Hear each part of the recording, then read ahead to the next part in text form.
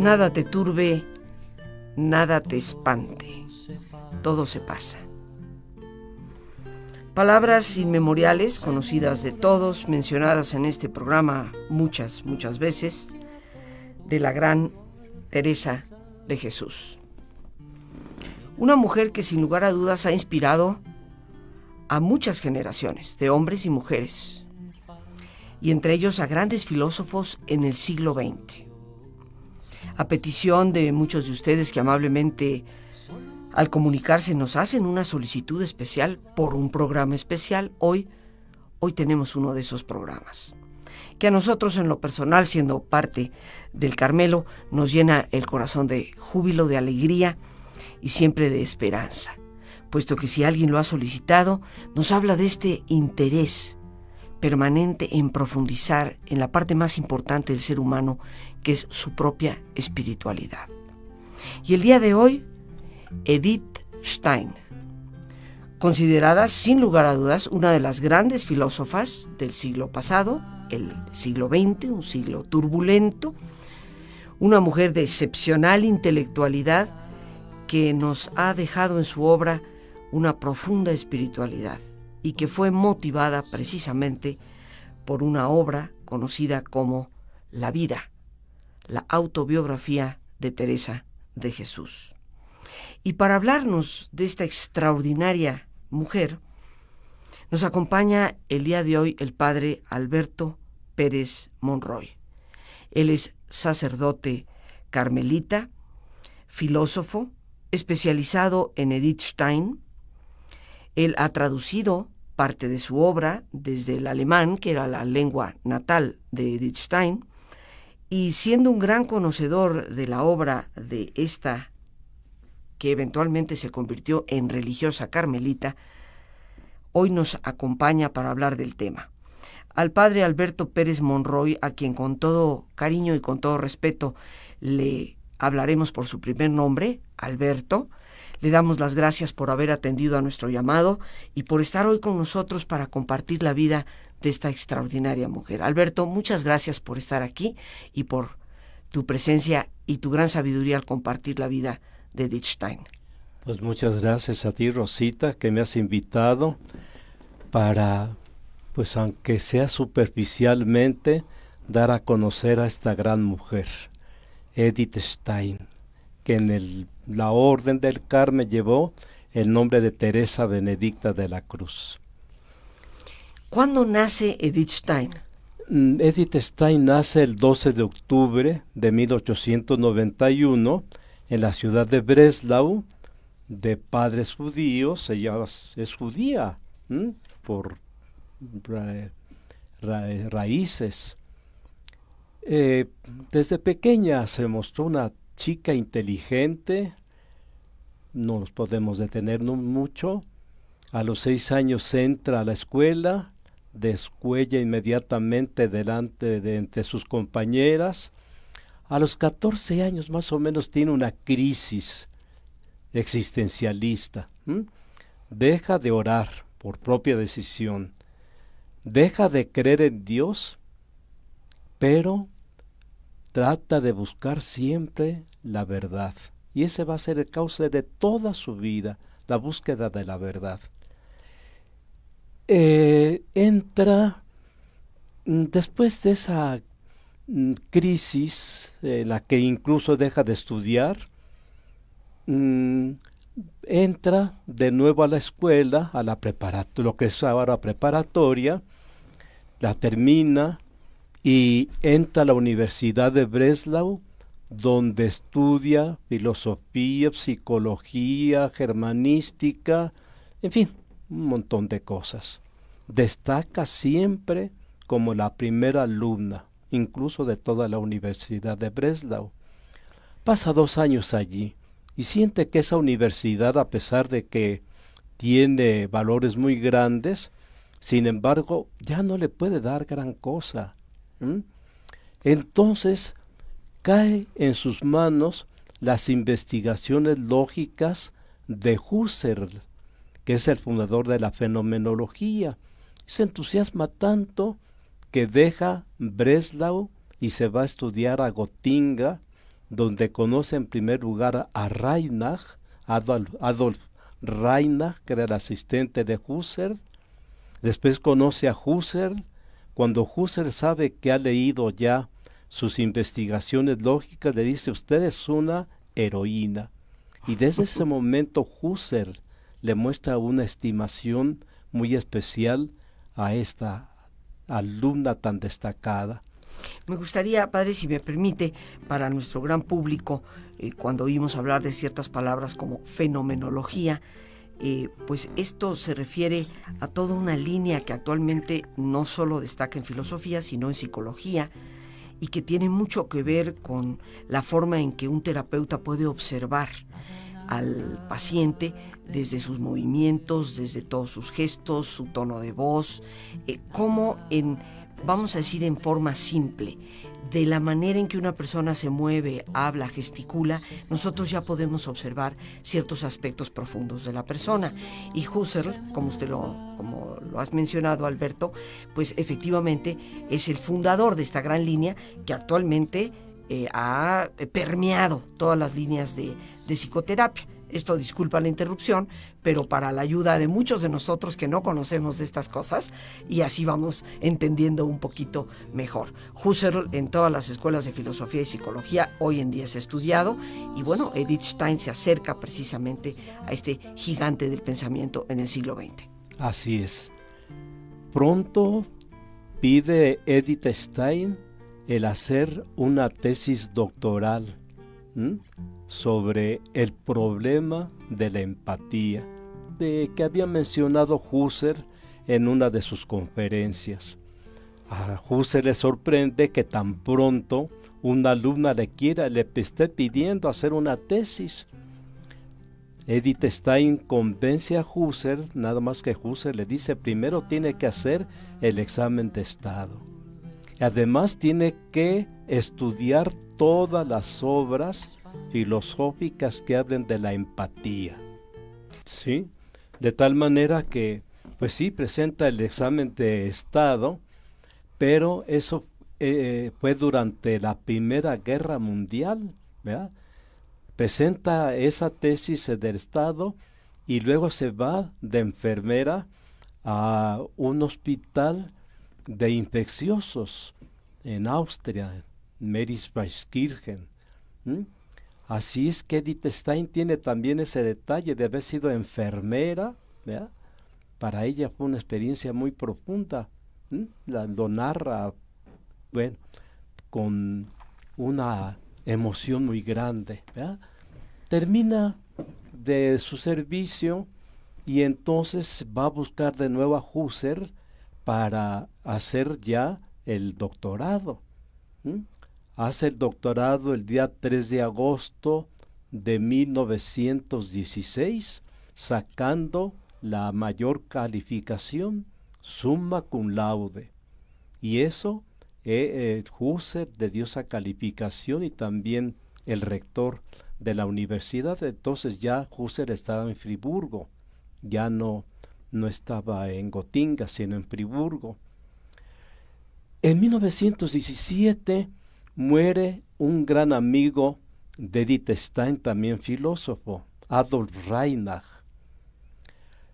La viuda le pide a Edith Stein que vaya a su casa para revisar los trabajos de este gran filósofo y publicarlos. Edith Stein al principio se resiste, pero al fin acepta. Había una amistad muy grande. Edith Stein no sabía que los Reinach, Adolf y su esposa, se habían convertido al cristianismo, no al catolicismo, sino al protestantismo, porque lo hicieron en un descanso entre batalla y batalla, ¿verdad? Entonces lo más práctico era pues hacerse protestante. Bueno, entonces cuando llega Edith a la casa de la viuda, pues espera encontrar una mujer desesperada.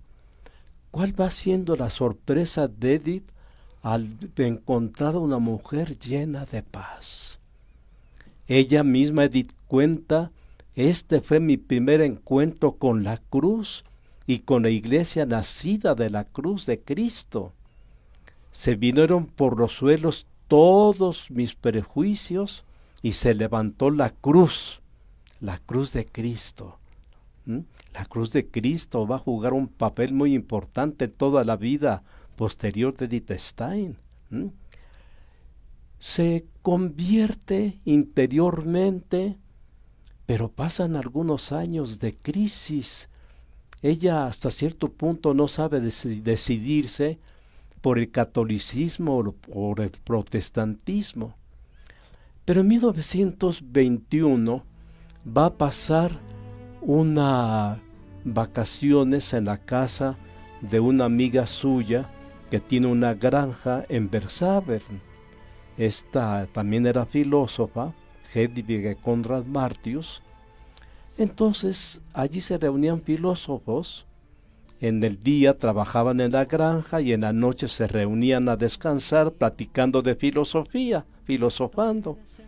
Pero a una noche no había nadie y los señores dueños de la casa tenían que salir. Tuvieron que salir. Entonces Edith Stein entra a la biblioteca y al hacer toma un libro grueso, ya dice, voluminoso, y resulta, como usted lo decía, la vida, autobiografía de Santa Teresa de Jesús. Queda tan prendida de ella, o prendada, ¿verdad?, que pasa toda la noche leyendo y al día siguiente dice, esta es la verdad. Entonces pide el bautismo, se bautiza el día 1 de enero de 1922, entra de maestra en una normal de señoritas en Spira. Allí empieza a traducir ella quiere conocer la filosofía católica, le recomiendan que lea Santo Tomás y se entusiasma tanto con Santo Tomás que se dedica a traducir una de las obras principales de él, Cuestiones de Veritate, las cuestiones sobre la verdad. No podemos alargarnos mucho, ¿verdad? En 1928 ella comienza con una actividad muy importante, dar conferencias sobre todo sobre la mujer.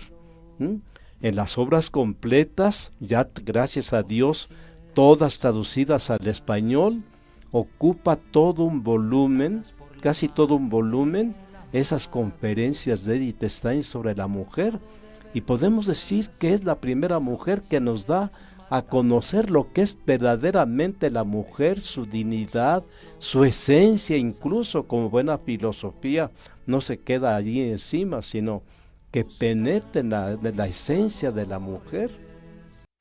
Aquí estamos, queridos amigos, con el tema Edith Stein, esta gigante del pensamiento, una gran filósofa del siglo XX, también una extraordinaria religiosa, hoy Santa Teresa Benedicta de la Cruz, el nombre que ella adoptó al ingresar a la orden carmelitana. Y nos acompaña, como ya hemos dicho, el padre Alberto Pérez Monroy, sacerdote carmelita, experto a nivel mundial de Edith Stein, traductor de mucha de su obra al español. Y bueno, nos has hablado desde su nacimiento, su niñez, parte de su juventud, esta conversión que finalmente la lleva a pasar de una tradición que en cierta forma se había enfriado, su propia tradición judía, para convertirse al catolicismo en 1922.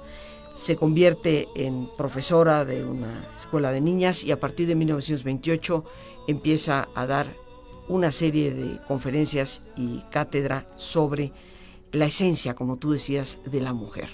Sí. En 1931 deja la normal y entra al Instituto Pedagógico Científico Alemán. Allí da todo un curso. Pero en 1933 recordarás tú, Rosita, que sube Hitler al poder. Así es. Y empieza desde el principio a quitarles todos sus derechos a los judíos. Un judío no podía ser maestro. Entonces se le cierran las puertas del mismo instituto pedagógico y Edith empieza a pensar, ¿qué voy a hacer? En realidad ya lo tenía resuelto ella, ¿verdad? Porque desde su bautismo, su conversión, quiso ser carmelita para seguir la vida misma de Santa Teresa de Jesús. Entonces entra en el Carmelo de Colonia en 1933, el día 14 de octubre, después de las primeras vísperas, hace su postulantado, toma el hábito en 1934, hace todo su noviciado, y al terminar el noviciado, el superior de los carmelitas, que era el visitador también de las carmelitas, sabe que ella había hecho un trabajo de filosofía, acto y potencia, antes de entrar al Carmelo. Entonces le ordena a la superiora que libre a Edith Stein de todos los trabajos domésticos para los que no servía. No sabía ni siquiera barrer bien. y entonces que se dedique a revisar ese libro. Lo empieza a revisar y ya no le gusta. Ya ha tenido la experiencia del Carmelo, la experiencia de San Juan de la Cruz, de Santa Teresa de Jesús, y entonces le da otro sesgo completamente diferente a aquel libro, y entonces brota el libro que podemos llamar la obra principal de Edith Stein, que se llama Ser finito y ser eterno. Le diré que yo lo traduje del alemán, lo publicó el Fondo de Cultura Económica y ha sido incluido en la edición de las obras completas de Edith Stein, que ya salió en España. Es una obra bellísima, muy profunda. Vive su vida carmelitana, pero la persecución contra los judíos se convierte para ella en una cruz.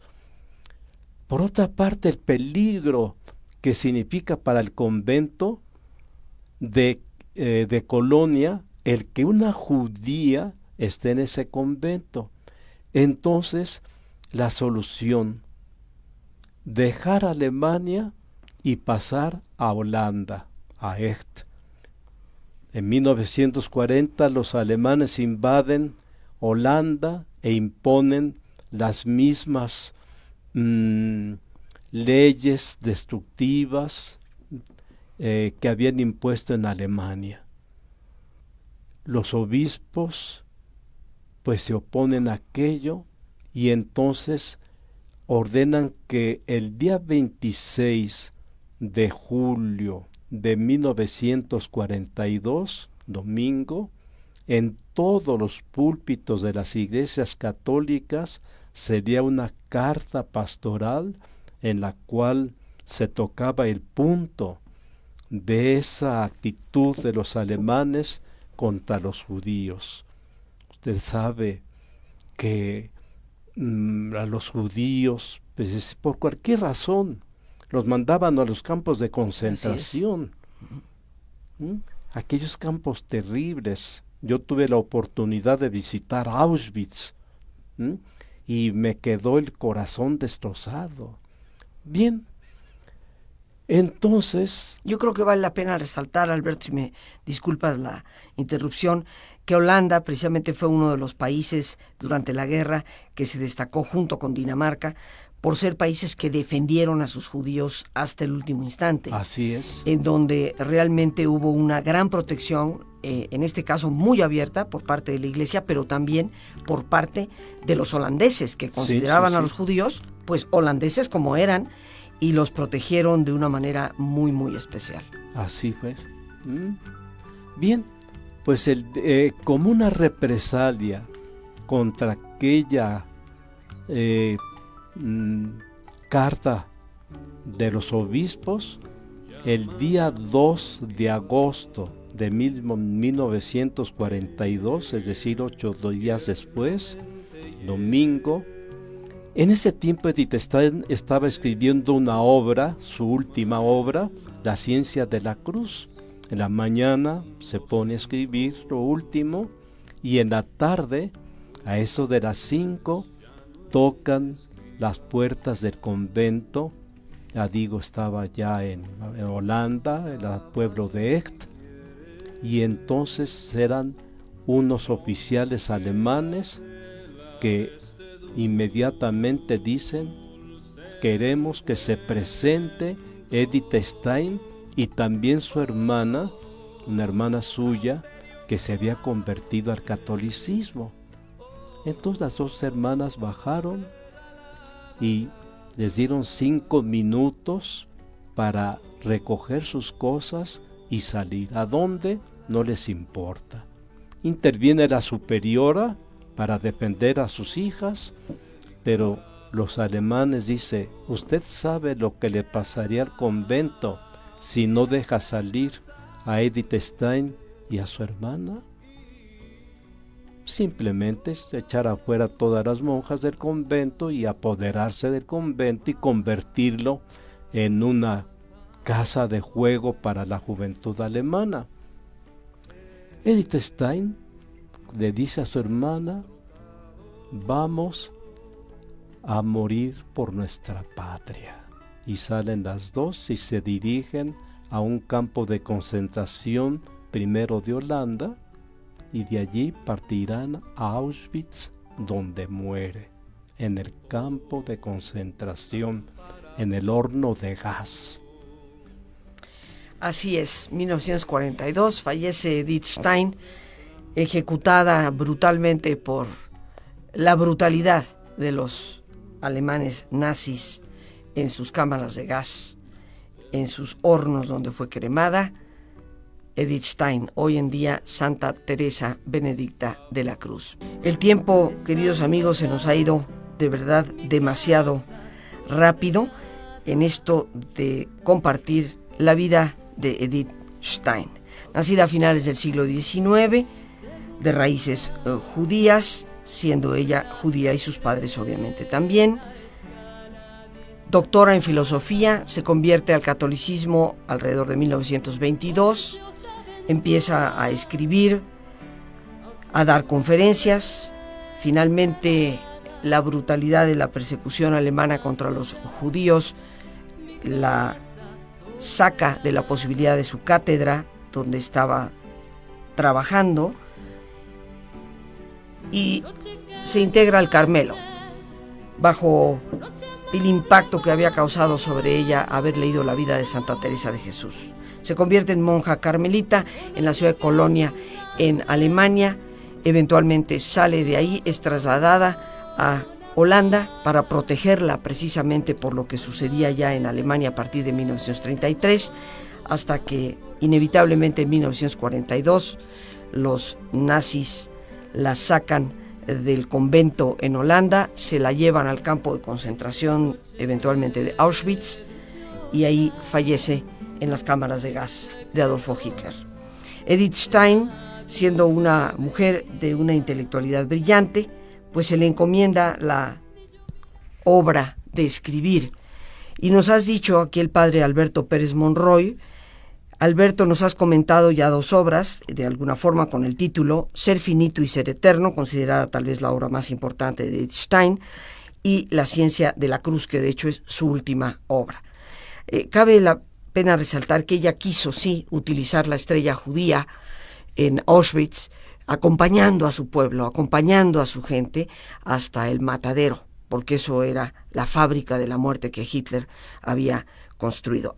Háblanos de la importancia de su obra y por qué se le considera no solo para la Iglesia Católica como santa, sino como una de las grandes filósofas del siglo XX, reconocida por todos los que estudian filosofía, siendo católicos o no. Sí, bueno, es una pregunta un poco difícil, ¿verdad? Por la amplitud de su obra. La edición alemana abarca 24 volúmenes, ninguno menor de 300 páginas. En España se ha traducido la obra completa de ella, 5 volúmenes de más o menos algunas de 1000 páginas. Aquí traigo la el primer volumen, que es propiamente autobiografía, cartas, etcétera, y tiene 1766 páginas. Así es que ella es una escritora polifacética. Lo mismo podemos encontrar esa filosofía de fenomenológica, que usted sabe, ¿verdad?, que lo que busca ante todo es ir hacia el ser, ¿verdad?, captarlo, meterlo en la mente, pero no solamente eso, ¿verdad?, sino la esencia. Siempre Edith Stein va a buscar la esencia de todo. Como te decía, en 1928 empieza una actividad suya oratoria, y el tema es la mujer, su dignidad, su valor, su capacidad, su belleza de alma, sus valores. Ella dice, toda mujer nace con muchísimos valores, y quien la educa lo que tiene que tratar de hacer es descubrir esa inteligencia, esos dones, esos talentos, esos valores. Para ella, en aquel tiempo, ¿verdad?, 1928, quien tenía que educar a las jóvenes tenía que ser una mujer, pero verdaderamente mujer, ser lo que es la mujer. Ella misma dice que en primer lugar tiene la misma dignidad del hombre, pero que tiene algo particular suyo. No nos podemos detener, podríamos pensar, entre otras cosas, en que hay una unidad más perfecta entre el cuerpo y el alma que en el hombre. Que la mujer, por ejemplo, busca siempre lo concreto, que busca la persona, que está hecha para dar la vida y conservar la vida. En fin, formar a la mujer, formarla en sus valores. Pero después también tenemos sus obras espirituales, ¿verdad? Bueno, nos preguntamos, ¿el ser finito qué es? ¿Un tratado de filosofía, de teología o de mística? Yo contestaría las tres cosas, ¿verdad?, en una armonía de pensamiento muy grande, muy profundo. La filosofía la va llevando a ella, y si la seguimos a ella también nosotros, la filosofía le va descubriendo a Dios, ¿verdad? Ella se siente como un ser que existe, pero que está sostenida por alguien que es precisamente un ser perfecto, Dios. Alberto, el tiempo, como decíamos, se nos va aquí muy rápido, nos queda escasamente ya un minuto. ¿Qué obra nos recomiendas para las personas que amablemente nos escuchan se pueda leer para conocer más de la vida de esta extraordinaria mujer? Pues yo creo que la autobiografía, ¿verdad?, que en la primera edición salió con el título de Estrellas Amarillas, y creo que va a seguir saliendo con ese título, ¿verdad? En las obras completas tradujeron directamente del alemán. El alemán dice de la vida de una familia judía, y así ya la tradujeron en las obras completas. Entonces, si saliera así para el público, porque yo interrogaba, ¿verdad?, son libros muy grandes, ¿no? Nadie va a poder leer, ¿verdad? Más que el que quiera plenamente dedicarse a ello. Entonces, Estrellas Amarillas, su autobiografía. Pues Alberto, desafortunadamente el tiempo se nos ha terminado. Las gracias a Dios por este espacio que nos permite compartir, al padre Alberto Pérez Monroy, que hoy nos ha acompañado, y a ti, por supuesto, el más importante de todos. Una vez más, gracias por tu paciencia al escucharme y por ayudarme siempre a crecer contigo. Que Dios te bendiga.